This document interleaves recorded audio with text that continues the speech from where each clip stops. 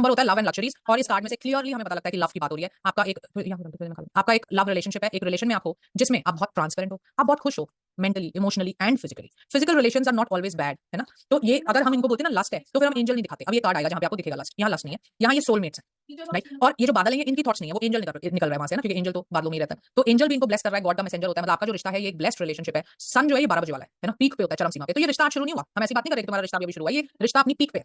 So you are very very satisfied in it, emotionally, mentally, physically, every which ways.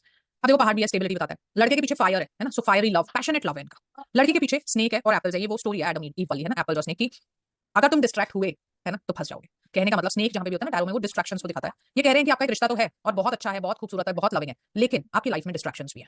अब वो distractions दो तरीके के हो सकते हैं। पहली तो सब यही बोलते हैं, एक्स्ट्रा मैरिटल अट्रैक्शन, इन्फैक्चुएशन, ठीक है, बोल सकते हो आप। अफेयर नहीं हो सकता, इन्फैक्चुएशन बोल सकते हो ना, कि मानो आप मैरिड हो, बहुत खुश हो, बीवी बहुत अच्छी है, तुम भी प्यार में हो, सब ऑफिस में बड़ी सुंदर लड़की ने ज्वाइन कर लिया तो तुम इन्फैक्चुएट हो गए, उतना हो सकता है, उससे ज्यादा नहीं हो सकता। नहीं तो फिर इस कार्ड को इतना प्योर नहीं दिखाया होता। दूसरा मुझे ऐसा लगता है कि हर बार डिस्ट्रैक्शन रिलेशनशिप ही नहीं होता ना। डिस्ट्रैक्शन ये भी हो सकता है कि भाई आजकल आप अपने ऑफिस में बहुत ज्यादा बिजी हो गए हो, नया प्रोजेक्ट आपने लिया था, आप रिश्ते पे बिल्कुल ध्यान ही नहीं दे सकते, हेल्थ के लिए बहुत ज्यादा अवेयर हो गए तो भी डिस्ट्रैक्टेड हो, है ना। सो कहने का मतलब हमेशा हमें एक ही तरफ नहीं चलना चाहिए कि एक्स्ट्रा मैरिटल। टैरो में पता नहीं क्यों लोगों को बहुत ज्यादा कराने का शौक रहता है ना, तो हम ऐसे हर बात पे नहीं बोलते। तो हाँ, ये कार्ड कहते हैं डिस्ट्रैक्शंस भी हैं, आपको क्या करना है, सीधे सीधे चलना है। जैसे घोड़ा होता है ना, उसके हम यहाँ पे लगा देते हैं कि भैया तुमने इधर उधर देखना ही नहीं है, बहुत अच्छा चल रहे हो, सीधे सीधे चलते रहो। बस वही गाइडेंस हमें इनको देनी है कि आप जैसे चल रहे हो ऐसे चलते रहो, आपको कोई प्रॉब्लम नहीं आएगी, डिस्ट्रैक्शन में नहीं पड़ना।